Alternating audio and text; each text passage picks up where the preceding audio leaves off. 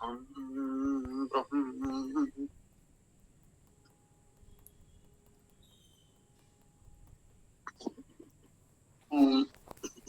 इंद्र सूक्त, ऋग्वेद मंडल 2, सूक्त 12, मंत्र 13।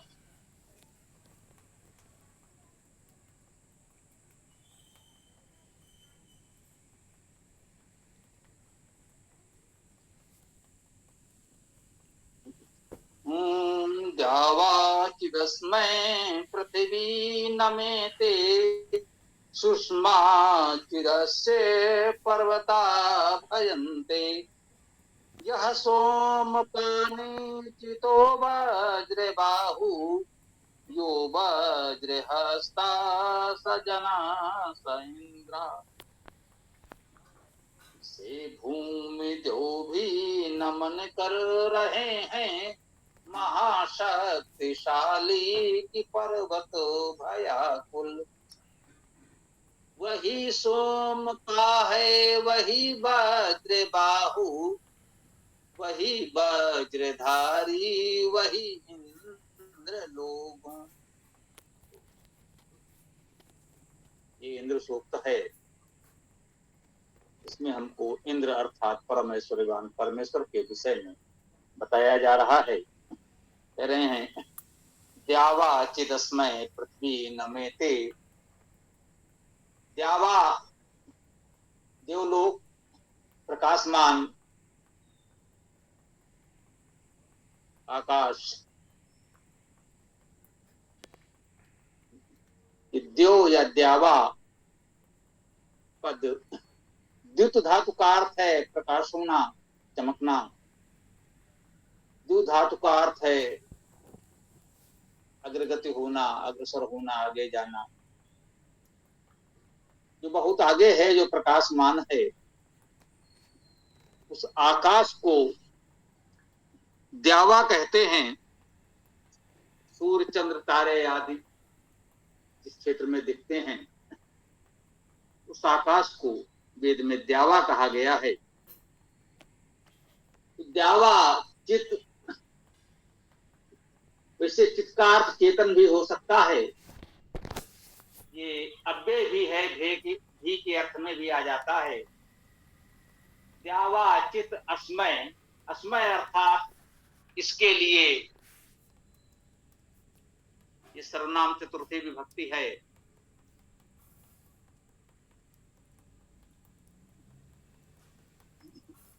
द्यावा चितस्मय पृथ्वी नमेते। द्यावा और अस्मय इसके लिए पृथ्वी भी नमेते, नमते हैं, नमन करते हैं। द्यावा चितस्मय पृथ्वी नमेते सुष्मात चित अस्य पर्वता भयन्ते। सुष्मात अर्थात सुष्म से, ये पंचमी विभक्ति एक वचन में है। सुष्म का अर्थ बल किया जाता है।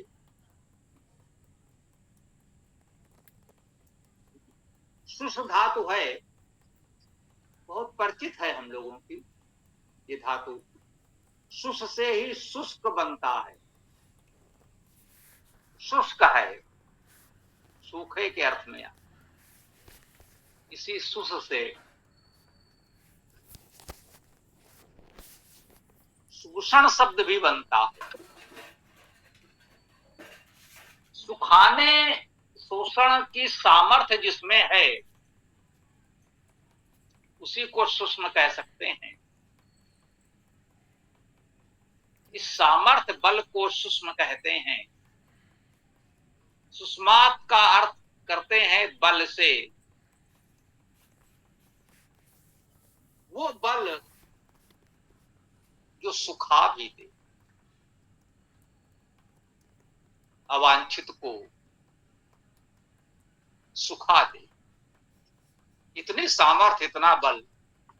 कहते हैं सुष्मात अर्थात बल से चित भी अस्य इसके पर्वता पर्वत भयंते भय करते हैं, भयभीत होते हैं, डरते हैं।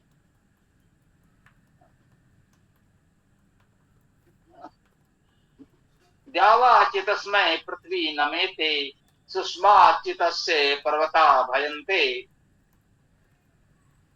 इसके लिए देव और पृथ्वी भी नमन करते हैं, नमते हैं। और सुष्माचित अस्य पर्वता भयन्ते, इसके बल से पर्वत भी डरते हैं। पर्वत का अर्थ हमने पहले भी बात हुई है, कल भी आया था। पर्व धातु है पूर्ण होना, विभाग करना, और उसी अर्थ में पर्वत की विशाल प्राकृतिक संरचनाओं को हम पर्वत कहते हैं। एक विशालता का प्रतीक भी है पर्वत। कहते हैं सुष्माचितस्य पर्वता भयन्ते, इसके बल से तो पर्वत भी डरते हैं। यह सोमपा, देखिए उस परमेश्वर की महानता से पृथ्वी से आकाश तक सब नमन करते हैं। उस परमेश्वर को सभी नमन करते हैं। कहा गया द्यावाचितस्मै पृथ्वी नमेते, आकाश और पृथ्वी उसके लिए नमन करते हैं।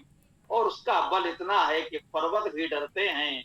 और यह सोमपा, यह अर्थात जो, सोमपा अर्थात सोम का पालन करने वाला।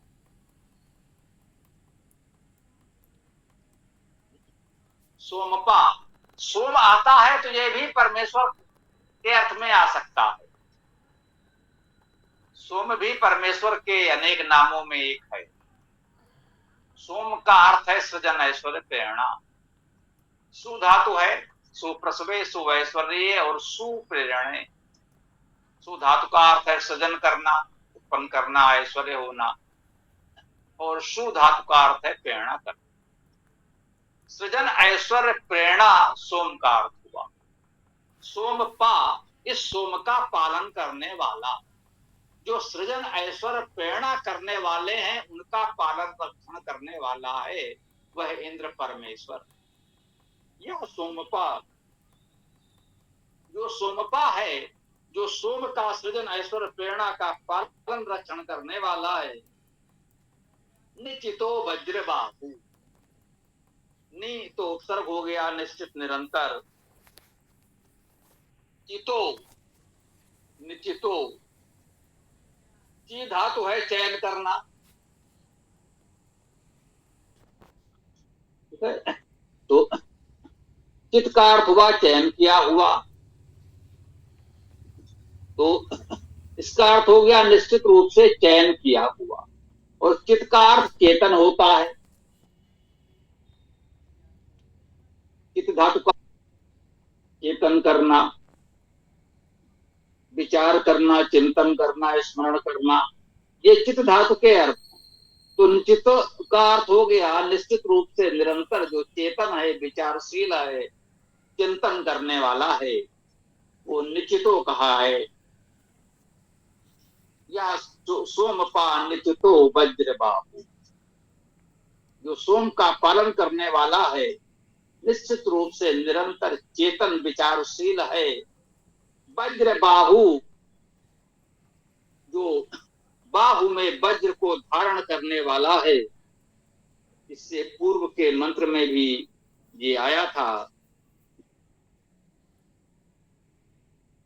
बाहु, तो जिसके बाहु में वज्र है, वज्र धातु का अर्थ गति करना, जिसके बाहुओं में गति है, गतिशीलता है, सामर्थ्य है।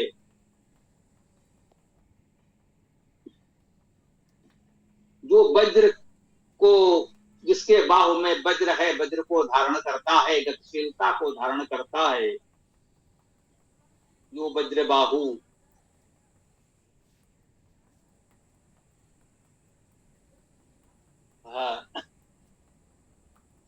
या सोमपा निश्चितो वज्र बाहु, यो वज्र हस्ता सजना इंद्रा। देखिए वज्र बाहु कहा गया, बाहु में वज्र को धारण करने वाला। वज्र हस्ता आ गया, आप कह सकते हैं इसका भी तो वही अर्थ हुआ। वज्र हस्ता, हाथ में वज्र को धारण करने वाला। अब वज्र बाहु और वज्र हस्ता दो बार क्यों आए, इसका भी विचार करना होगा। इसमें कहीं कुछ अलग अलग संदेश तो नहीं छुपे हैं। तो देखिए, बाहु में कल भी हम लोगों ने विचार किया था, वज्र धातु का अर्थ तो गति करना है, ठीक है, गतिशीलता वज्र का अर्थ हो गया। बाह का अर्थ प्रयास करना, प्रयत्न करना भी कल बात हुई थी, इसके पूर्व मंत्र में था। और वह धातु का अर्थ बहना, गति करना भी होता है। वज्रबाहु का अर्थ हुआ गत युक्त, प्रयास युक्त, गतिशीलता से प्रयास करने वाला, प्रगतिशील, निरंतर प्रयास करने वाला, गति करने वाला, प्रवाहमान। वज्र हस्ता, हस्त धातु का अर्थ क्या है, इस पर विचार करें। देखिए, सहज भाव से तो लौकिक भाषा में देखेंगे, वर्तमान प्रयोग में देखेंगे तो बाहु और हस्त एक ही प्रतीत होंगे, परंतु वेद में एक ही मंत्र में इतने निकट दोनों शब्द का आना बताता है, इसमें कुछ तो अंतर होना चाहिए। तो वज्र हस्ता में वज्र तो वही है, गति करना, जाना चलना, और हस्त का अर्थ है देना, ग्रहण करना। बाहु में बहन करना, बहना, प्रयास करना का अर्थ था, हस्त में देना और ग्रहण करना का अर्थ है। जो वज्र हस्ता, जो गतिशीलता से, तीव्रता से देने वाला है, ग्रहण करने वाला भी है, ऐसा भी अर्थ कर सकते हैं, दोनों अर्थ हैं इसके। अब देखिए, हम जो कुछ भी देते हैं, दान करते हैं, ग्रहण करते हैं, हम इन्हीं हाथों से करते हैं, इसलिए इस अंग का नाम हस्त भी हो गया। देखिए, यहां कितना स्पष्ट हो रहा है कि वैदिक शब्दों का अर्थ, वेद मंत्रों का अर्थ करते समय आपको इस प्रकार धातुजर्थ करना होगा, अन्यथा विचार किया जा सकता है कोई सामान्य सा विद्यमान विद्वान कवि रचनाकार लिखेगा तो एक ही पद में इस प्रकार से वज्र बाहु वज्र हस्ता एक ही बात दो बार क्यों कहेगा। तो इससे स्पष्ट है कि वज्र बाहु वज्र हस्त का अर्थ, दोनों का अर्थ ये न लगा लें कि हाथों में वज्र धारण करने वाला वज्र बाहु का अर्थ, और वज्र हस्ता का भी अर्थ हो गया हाथ में वज्र धारण करने वाला। तो वहां पर बाहु में बहना, प्रवाह का अर्थ प्रमुख है, प्रयास करने का अर्थ प्रमुख है, हस्त में आदान प्रदान का अर्थ प्रमुख है, देना, दान करना और ग्रहण करना। जो गतिशीलता से, तीव्रता से, द्रुत गति से देने वाला है, आदान प्रदान करने वाला है, उसे वज्र हस्ता कहा गया है। ये बाहु और हस्त देखकर दोनों का अर्थ पर्याय वर्तमान संदर्भ में तत्काल हाथ कर देना, बाहु कर देना उचित नहीं। ऐसे प्रकरण जब वेद मंत्रों में मिलते हैं तो ये धारणा दृढ़ हो जाती है। एक प्रकार से ये शब्दों का धातुज अर्थ ही करना होगा। धातुज अर्थ किए बिना बस शब्दों को देखकर वर्तमान में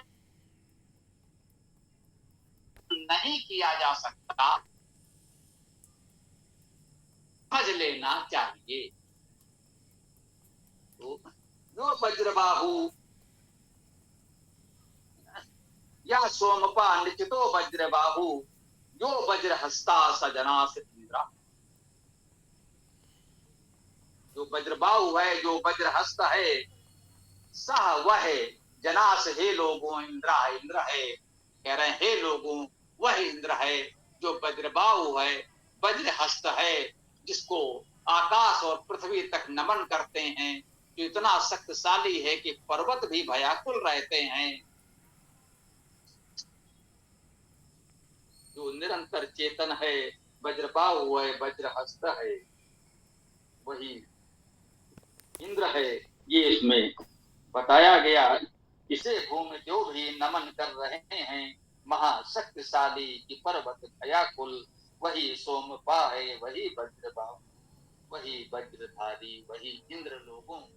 तो इंद्र के विषय में इस इंद्र सूक्त में हम लोग चर्चा कर रहे हैं। आज की अपने वेद मंत्र व्याख्या को यहाँ विराम देते हैं। आप लोग अपना जो भी प्रश्न विचार को प्रस्तुत कर सकते हैं। तो